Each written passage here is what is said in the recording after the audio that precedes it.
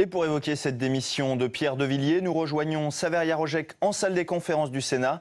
Saveria, vous êtes avec Christian Cambon, le président de la Commission de la Défense et des Forces armées du Sénat. Bonjour Christian Cambon. Bonjour. Vous connaissez Pierre de Villiers, vous avez travaillé à ses côtés justement en tant que membre et maintenant en tant que président de la Commission des Affaires étrangères et de la Défense du Sénat.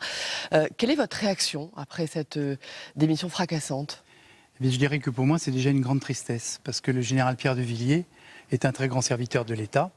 C'est un homme d'une très grande valeur, d'un grand courage, qui est un chef militaire d'exception et qui a été jusqu'à sacrifier sa carrière, la fin de sa carrière, pour défendre ces hommes et nous alerter sur les grands périls que doivent porter nos armées, qui sont à la fois fatigués, qui manquent de moyens, dont la sécurité est exposée, et il a été jusqu'au bout de son raisonnement. Vous savez, ce n'était pas la première déclaration du général de Villiers qui, à de nombreuses reprises, était venu devant notre commission, qui manifestement est plus discrète que la commission de l'Assemblée. Et il était venu à plusieurs reprises pour évoquer ces points, et le dernier rapport de mon prédécesseur, le président Raffarin, militait justement pour que l'on aille au plus vite vers ces 2% de notre richesse nationale consacrée aux armées. Pourquoi, selon vous, Pierre de Villiers a pris cette décision ? Est-ce qu'il a été poussé dehors ? Écoutez, je crois que la forme de l'avertissement du président de la République l'a certainement marqué, heurté et blessé. J'étais moi-même à l'hôtel de Brienne le 13 juillet au soir et j'ai donc entendu les mots très forts que le président de la République a employés à l'endroit du général de Villiers. Des mots déplacés ? Qui, à mon sens, était peut-être excessif, mais je respecte aussi le fait que le président de la République est le chef des armées, et donc c'est son style, il dit les choses, il demande le parler vrai. Ceci posé, je voudrais aussi souligner un point. Le général Pierre de Villiers a fait ses déclarations devant la commission de la défense de l'Assemblée nationale.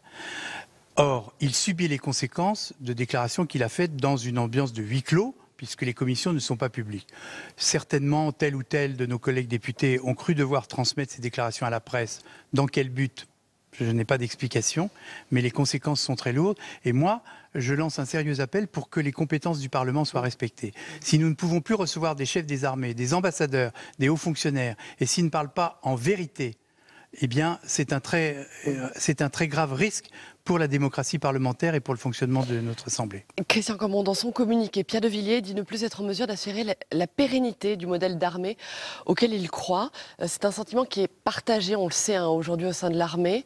Que faut-il faire ? Vous allez vous battre, vous, pour maintenir les crédits budgétaires de l'armée ? Écoutez, il faut bien comprendre dans quel contexte cette crise s'ouvre.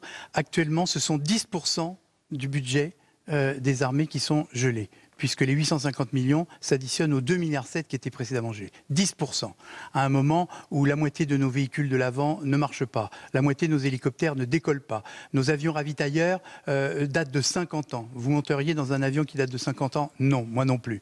Donc on est véritablement dans des circonstances qui, effectivement, sont résumées par le général, qui dit très justement le modèle d'armée et la manière dont on nous sollicite sur tous les grands théâtres d'opérations et de tensions est manifestement trop lourd à porter et le général en a tiré les conséquences. Très bien. Merci beaucoup. Merci pour votre réaction, Christian Cambon. Merci. Merci.